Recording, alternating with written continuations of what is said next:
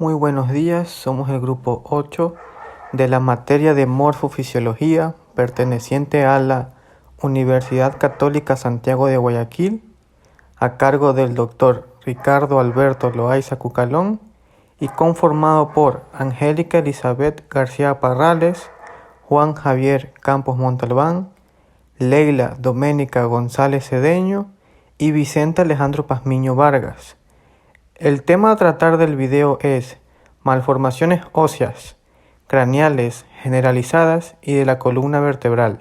Las malformaciones congénitas son aquellas que surgen debido a anomalías génicas o a inconvenientes durante el periodo de desarrollo fetal, y su reconocimiento permite identificar variantes anatómicas desde el punto de vista clínico. Cada uno de los huesos del esqueleto debe considerarse como una estructura individual, de tal forma que cada uno conlleva a un proceso formativo, que en su camino de la evolución embriológica muchas veces puede verse alterado o degenerado. La teratología es aquella ciencia que estudia toda malformación y a todas las anormalidades que puede presentar un ser vivo, en su mayor parte las malformaciones congénitas, ya que no se estudian las malformaciones que se desarrollan por factores externos como traumatismos. Las malformaciones se originan durante la tercera a la octava semana de gestación y son la principal causa de mortalidad infantil, representando un 21% de todas las muertes infantiles, y son un factor importante para presentar discapacidad. Existe una amplia variedad de malformaciones que se pueden presentar en la etapa embrionaria. Esta investigación abarcará las malformaciones óseas, tanto generalizadas, craneales y de la columna vertebral, proporcionando información vital acerca de estas con su respectiva clasificación y gráficos para una mejor comprensión. El acrania es un raro trastorno congénito que ocurre en el feto humano, en el que los huesos planos de la bóveda craneal están total o parcialmente ausentes. Los hemisferios cerebrales se desarrollan completamente, pero anormalmente. La afección con frecuencia, aunque no siempre, está asociado con la anencefalia. Se dice que el feto sufre de acrania si cumple los siguientes criterios. El feto debe tener un hueso facial normal, una columna cervical normal, pero sin el tejido craniofetal, y un volumen de tejido cerebral equivalente a al menos un tercio de lo normal respecto al tamaño del cerebro. Se hipotetiza que, al igual que otras malformaciones de desarrollo, existen múltiples orígenes para la acrania. Recientemente se ha identificado mutaciones en el gen HHAT, un gen codificador de proteínas, que han causado acrania junto con holoprosencefalia y agancia. La mutación en el HHAT que causa esta enfermedad es una mutación con pérdida de función. Se puede ver una variedad de otras anormalidades con el acrania. Muchos fetos con esta condición también tienen anencefalia, donde falta parte del cerebro junto con el cráneo y el cuero cabelludo. También pueden ocurrir labio leporino, defectos cardíacos y anomalías gastrointestinales. Acrania por sí solo es invariablemente fatal, y estos otros defectos pueden no diagnosticarse a menos que los padres soliciten específicamente una autopsia. Acrania se puede diagnosticar temprano en el embarazo a través de un ultrasonido. Esta anomalía aparece durante el comienzo o el final de la cuarta semana del desarrollo del feto. Se necesita una ausencia del cráneo para hacer el diagnóstico. La presencia de tejido cerebral confirmará el diagnóstico de acrania y lo diferenciará de otros problemas de desarrollo como la anencefalia. En segundo lugar, tenemos la microcefalia o síndrome del encéfalo de pequeño tamaño, que es un trastorno neurológico no poco frecuente en donde la cabeza del niño es muy pequeña en comparación a otros niños de su misma edad. La microcefalia suele ser producto del desarrollo anormal del cerebro y el cráneo en el vientre materno. La microcefalia se puede clasificar en primaria y secundaria, según su afección en el cráneo. Las causas pueden ser genéticas, es decir, adquiridas de sus progenitores. Aunque muchos estudios demuestren que hay presencia de un encéfalo normal, la sustancia gris se ve alterada debido al pequeño tamaño del cráneo y sus hemisferios. Al decir sustancia gris, nos referimos a el tejido orgánico de color gris constituido por células nerviosas y situados en la periferia del cerebro. La microcefalia primaria se puede detectar mediante una ecografía durante el embarazo, mientras que la microcefalia secundaria se detecta en la medición del perímetro cefálico que hace el médico en las primeras horas del nacido. En tercer lugar tenemos la craneosinostosis, que es un defecto de nacimiento en el cual los huesos del cráneo del bebé se cierran prematuramente. Esto sucede antes de que el cerebro se forme completamente. A medida que el cerebro del bebé crece, su cráneo se puede ir deformando cada vez más. Normalmente, las suturas se quedan abiertas o separadas entre sí para que el cerebro crezca de forma normal durante el desarrollo del recién nacido. Pero con este trastorno, las suturas se cierran prematuramente, lo que ocasiona una cabeza deforme o anormal en el niño. Entre las repercusiones para la salud, hay consecuencias que van desde la forma anómala de la cabeza, la elevación de la presión intracraneal, hasta las deficiencias visuales e intelectuales secundarias. La craneosinostosis designa la fusión prematura de una sutura craneal o de varias, como por ejemplo la metópica, la sagital, la coronal derecha o izquierda, o también llamada lamboidea derecha o izquierda, que normalmente separan las placas óseas del cráneo. Una sutura del cráneo es un tipo de articulación fibrosa que se da únicamente en los huesos de la cabeza. Están unidas por medio de las fibras de Sharpey.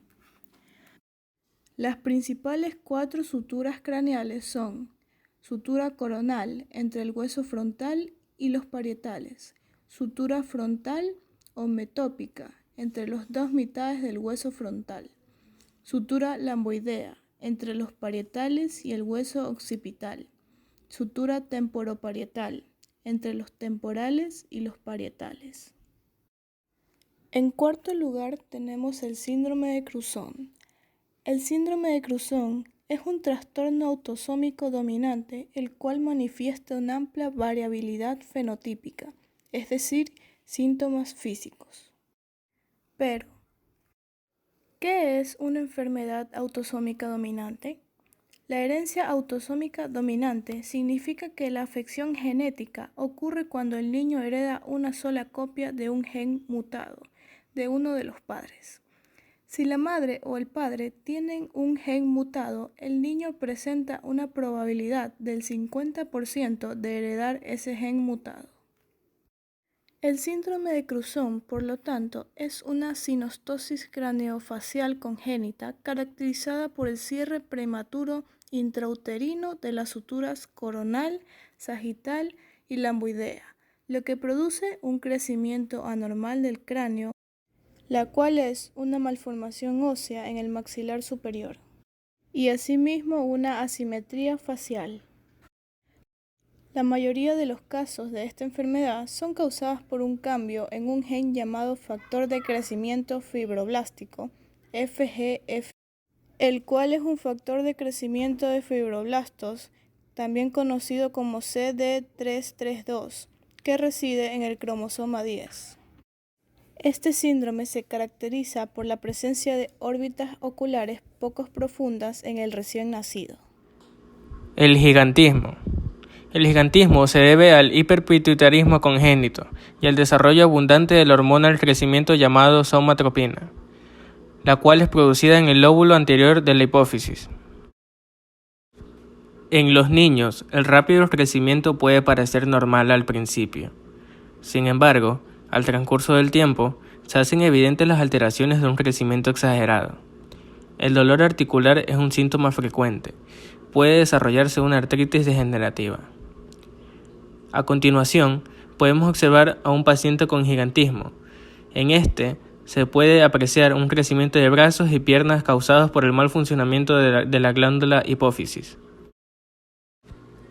Tanto en el gigantismo como en la acromegalia se presentan los siguientes signos. La lengua se agranda y se vuelve más rugosa. El vello corporal es áspero y aumenta a medida que la piel se hace más gruesa.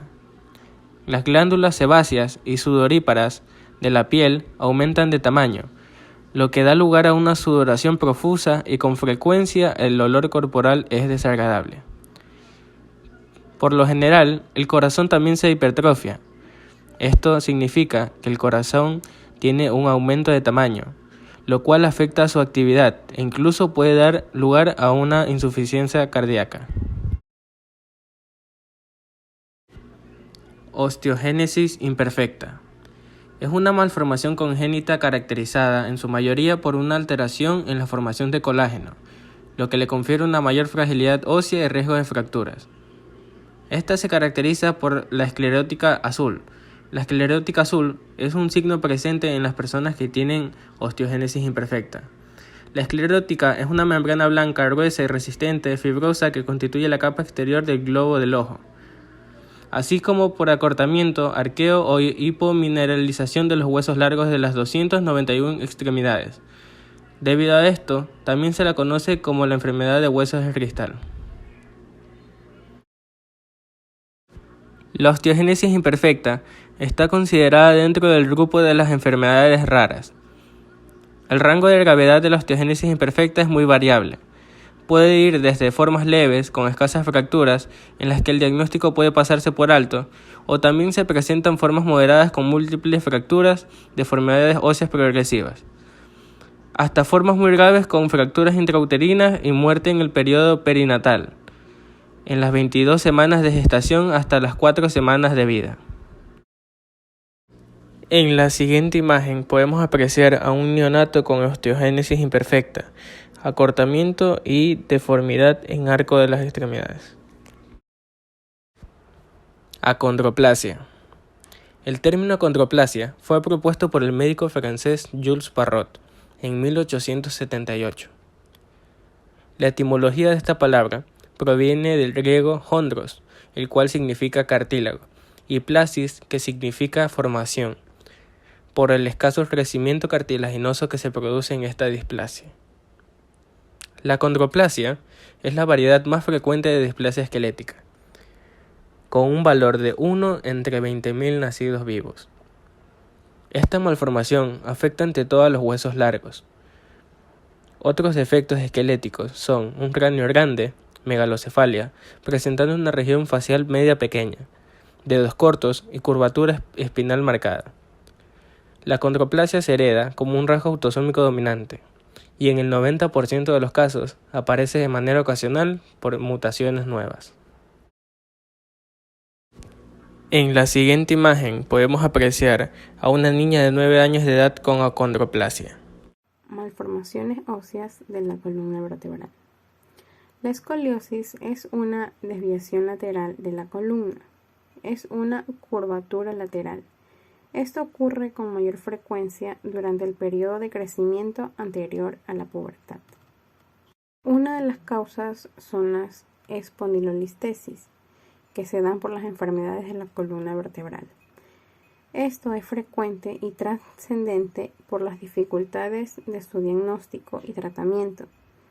Los componentes de la columna vertebral, cuerpos vertebrales, discos y articulaciones intervertebrales deben considerarse una unidad funcional. Las patologías de cada una de sus partes afectan o repercuten a las demás. La patología del armazón óseo de la columna vertebral comprende desde las alteraciones de la osificación, las cuales son perióstica, encondral y endostal. Uno de los factores que se deben por alteración de la osificación perióstica. Esto sucede normalmente en la osteogénesis imperfecta, en la displasia cleidocraniana, o por un defecto excesivo de la misma, como ocurre en la periostosis. En la osteogénesis imperfecta, por falta o disfunción de función periostal, disminuye el grosor del hueso, resistiéndose la encondral y modelante. Otro factor es la dolicostenomalía, que también se conoce por displasia ósea congénita, y está caracterizada por extremidades delgadas, largas y muy evidentes, en especial en manos y pies.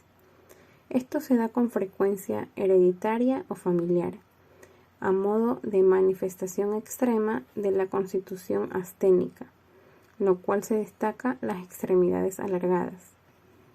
Otro factor es la disostosis cleidocraneal. Es una asociación de aplasia de la clavícula y displasia del cráneo, falta de soldura de las suturas. Es persistente de las fontanelas. Otro factor en el cual se puede presentar es la disostosis craneofacial. Esto está caracterizada por una deformidad craneal típica, por soldura precoz de las suturas craneales y aplasia del maximilar superior. Otros factores en el cual se presenta periostosis con reacción dérmica, como el hipocratismo digital y la enfermedad de Perry-Mary. Existe un aumento simétrico de manos y pies, frecuentes dolores articulares, y lo consideramos un grado más evolucionado del hipocratismo digital y el síndrome Tourette-Sollengould, un mayor grado de Perry-Mary, o bien una forma frustrada del síndrome paquidermoperiostosis. La causa que vamos a presentar a continuación es el síndrome de Klippel-Feil. Es una causa excepcional de cervicalgia. Es una enfermedad congénita del cuerpo de las denominadas malformaciones de la charnela cráneo-cervical. Esto es una displasia esquelética compleja altamente heterogénea, que se caracteriza por la difusión congénita de dos o más vértebras cervicales. Esto es causado por un fracaso de segmentación normal de las vértebras durante la cuarta semana de gestación. Durante la cuarta semana del desarrollo embrionario se produce la diferenciación de somitas, donde las células de la porción ventral o esclerotomo expresan el factor de transcripción PAX1. Es el que inicia la cascada de genes que forman el cartílago y hueso. Podemos llegar a la conclusión de que esta es una causa muy frecuente de consulta y preocupación. Por ello, salvo que el médico reciba al paciente esté adecuadamente formado en esta patología, es preferible remitirlos al cirujano ortopeda y traumatólogo. Los factores de riesgo más frecuentes están asociados a malformaciones congénitas, que fueron en orden de importancia las enfermedades infecciosas agudas durante la gestación. Se da a falta de consumos de complementos nutricionales en el transcurso del embarazo. Gracias.